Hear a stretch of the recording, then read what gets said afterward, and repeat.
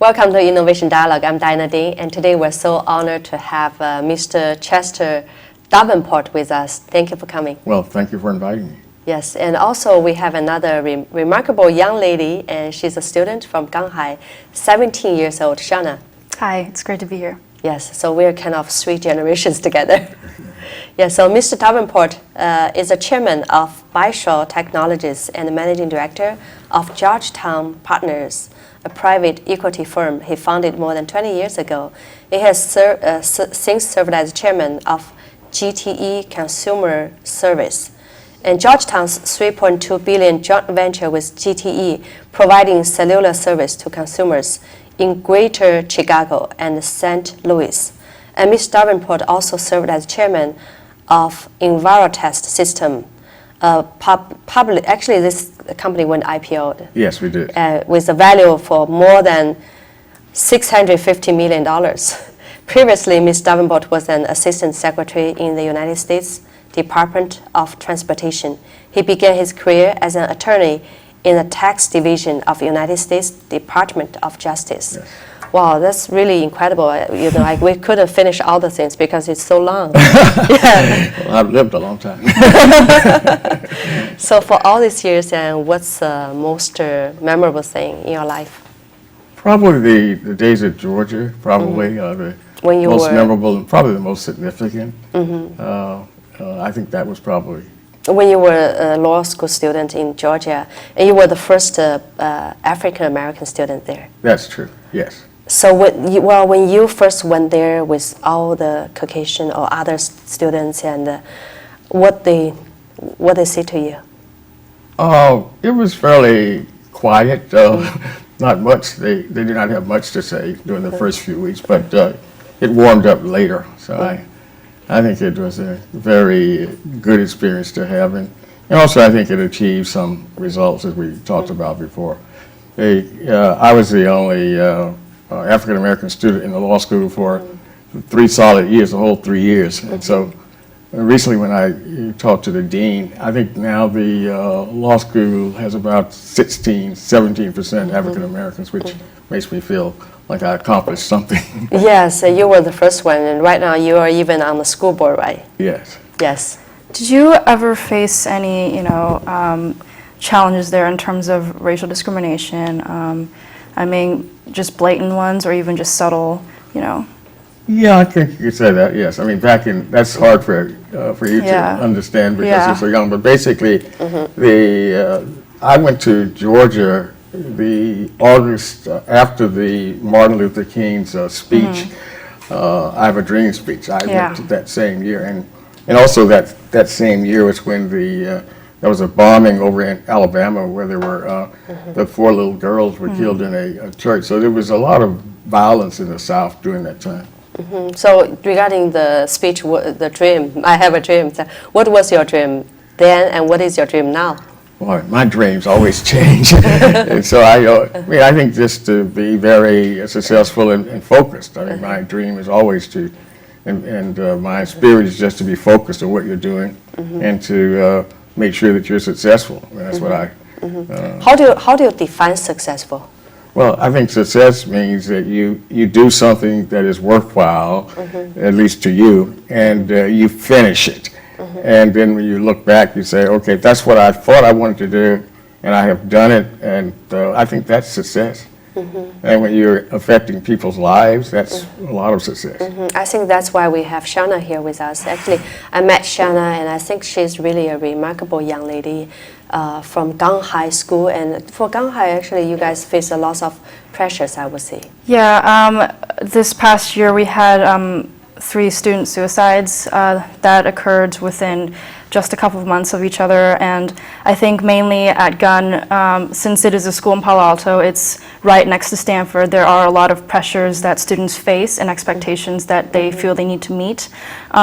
So from Mr. Davenport, I'm just wondering, what would you say to those students who constantly feel this pressure to, need to make money, to make lives for themselves and meet all these expectations that people have for them? Well, I mean, I would think that they may focus on themselves as what they would like to do and find something that they like to do and not get too upset about, whether they're making a B plus or a C or whatever, because at the end of the day, it might matter a little bit, but not a lot as to what happens. So I think that they should focus on themselves, what they're doing. If they're doing their best, then they're doing their best. What else can you do but your best if you're working hard?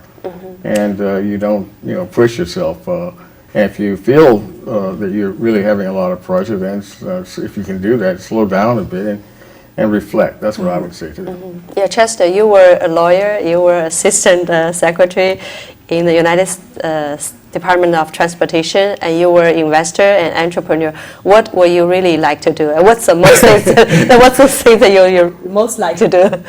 Well, I mean, that continues to change. I mean, I like what I'm doing now. I like what I was doing back then. So, I mean, I've done a lot of things. I don't know. Typically, I never kind of stayed in one thing for more than 2 or 3 years. Oh, really? Okay. So I mean, I don't know. I liked all this, although it was different. Yeah, how can you focus? You said you need to focus on the things you really like to do. Yeah, focus on what you like to do at the time. At the time. Yeah, and then you don't get scattered, and then once you feel you've done that, then you can either continue doing it or do something else. So what do you really like to do now? I like what I'm doing now. To be on the show? Of course, the show, Diane, of course. Yes. But I like the company that we have. I like the private equity firm that I founded over 20 years ago, and the work that we do. And I think it's rewarding in terms of seeing things that you decide should move forward, and you have a vision as to how you're going to do that, and then you are trying to do it. To me, that's a fun way to do things in life. What you like to do. If you do what you like to do, then you're not really feeling you're working too hard. You're just doing what you like to do. Yes, Jana. Do you think that, so you obviously have been in multiple fields of professions, of lawyer, justice, and now entrepreneur. Do you think that testing all these waters is good for students? Do you think they should try to experience Focus as much on as they one thing, can? yes. Yeah. Yeah, I mean, I think they should do what they feel they like to do, what feels good for them. What do they like to do? I mean, I think in college they should just get a very broad, liberal arts education. And then, because none of the things in college really prepare you for too much. I mean, some of the most successful people dropped out of college. Yeah. And all of us know who they are. And so I think, it's you get as much as you can get. You try to get as much education and knowledge as you can get. And I think that then you have many choices. In the future, yes. Absolutely. But regarding you talking about what you really like to do, when did you really figure out what you really like to do? Because Shana is only 17 years old. Probably, and what's the turning point that you really feel that that's what you really want? Yeah, I guess, that for me, that's not kind of how I operate. I basically, whatever I decide, that's I do. I don't really plan like I'm going to go to justice, I'm going to do this. I don't do that. So when the opportunity comes, you just take it? Yeah, it's like the best laid plan of mice and men. I have no idea, frankly. But once I do decide I'm going to do something, I just do it. I don't, that's when I do focus. But I could, shift any time and say, well, gee, I think now I need to do something else.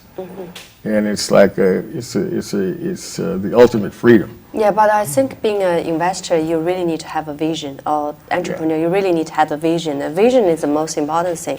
So what is that for you? Well, I mean, I think visions come, again, with what you're doing. I mean, when we were doing the cellular telephone business, I think all the major carriers didn't understand the business they were in. And so when we did the business, they thought just because... Why they didn't understand? I don't know why they did not, but I think that they sometimes don't understand. And I think that it's more of a, kind of a conference thing in big companies where they decide this or that, and then there's no one person unless you have companies like Yahoo and Amazon and those guys who are still there, then they concentrate on their business and they do it. But when you have companies that are just, ruled by boards of directors and this and that, and there's compromise, then they always, not always, but most of the times they fail to see anything. Yeah, actually, Shanna, talking about what you really like to do, what you really like to do. I have always loved to write, and so once I started high school, I joined the journalism. I took a journalism class. Decided that seemed like something that I really enjoyed, and then applied to join the newspaper staff the year after, and I think that has really become something that I love, journalism and sort of reporting, and it's kind of a very romantic, idealistic view of life, but I think that the idea of reporting for truth and looking for, reporting for the people who can't report for themselves is something that is appealing to me and something that I hope to do. Yeah, so what have you learned from Mr. Davenport? I mean, if you write an article about him, what would you say? He's a lot of wise words. I think just not limiting myself. I think me, like a lot of other students at my school, tend to have this one-track mind of success. This is what that means, this is what that means. But Mr. Davenport surely has shown me that it's okay to change focus, to try something new, and not necessarily succeed the first time, but continue trying. I think that's something that I've taken away. Wow, it's such a great, she observes and learned a lot. Yeah, it's such a great, So actually for your, I see that you become a student, then you become a lawyer, and then you become assistant of secretary, and you become an entrepreneur, and you become an investor. So you probably went through all the difficulty. And yeah, there are difficulties in each one. I mean, yes. and, what but you learn from each difficulty. I mean, that's how the to education. stay positive, how to remain positive. Well, I think that is a kind of a personality issue. I think that some people. So you're born to be like this? Yeah, Is that what you're saying? yeah, I think that it's like you just, you have to you have a certain, something that I can't not explain. You just do it. And so most people quit just about when they're about to succeed. So you can't just, you take nothing is ever, as we say in the equity world, nothing is ever as good as it seems, and nothing is ever as bad as it seems. So you are probably one of the most successful African American. Well, I would say that you are. Is that because you have a family, and what kind of family you have? Well, yeah, I mean, I think that I guess we were taught to always excel, okay? And I didn't expect to fail at whatever I was doing. And I just did it until I until I could just do it. You really have to focus. I mean, I think focus is the main, when you're doing something, you focus on it. If you focus on it, then you're not going to be depressed about it and to Other the level. things, yeah. Yeah, you just do what you're doing at the time. And so that may be a different, as I said, a personality trait where some people can kind of let things like that roll over them, and other people take it a little more seriously. I mean, I take everything seriously, but I'm not taking it so seriously that it's something Hurting yourself. Yeah, no, I would never. No. Yes. I think that the idea of I have a good I was blessed with a good memory, so if you like information, which I do, then you can decide anything. You can just say, well, gee, I don't want to do this anymore. I want to do that. I mean, with Basha, I felt that the area they were in was they were doing well. We made small investments in it, but then after I looked at it, I said, they're not. This is going to be a huge area, and we have to figure out how we're going to do this in a way that beats everyone else. And we're still in that process because I haven't beat them yet, but I will. So. But at the very beginning, especially the early stage, and how do you say it's going to be a big market? And well, when you invest on someone, what kind of qualities you will see on the entrepreneur? Well, I think what you do is you look for a trend that is too big to fail. So if you were back in the days of Thomas Edison and they were talking about electricity, and you invested in electricity, you would have the vision to say, well, gee, electricity is going to do this, this, this.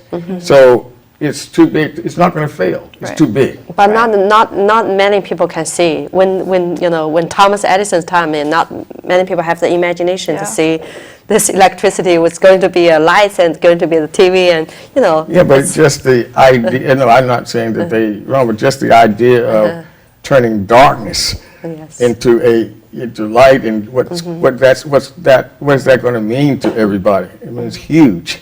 Now I know it's probably would be difficult for my great grandfather or someone to figure that out, but that's what I think you try to do. I think that's what all the successful people have done. I think obviously, Steve Jobs figured it out, ups and downs, but everybody that's successful, Jeff Bezos figured it out.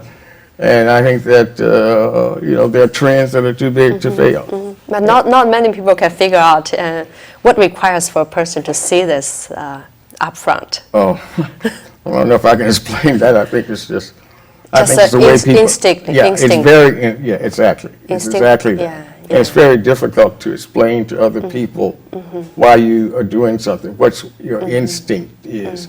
Because most people are looking for answers, even your colleagues. If you say you want to do this, and they say, well, why? And I say, well, I just feel that that's what we should be doing. And so if you try to give them a real reason, there's no real reasons, because you have the instinct that that's what's going to work. Just follow your feelings, And right? and when your instincts start failing you, stop following them. Yeah, that's right.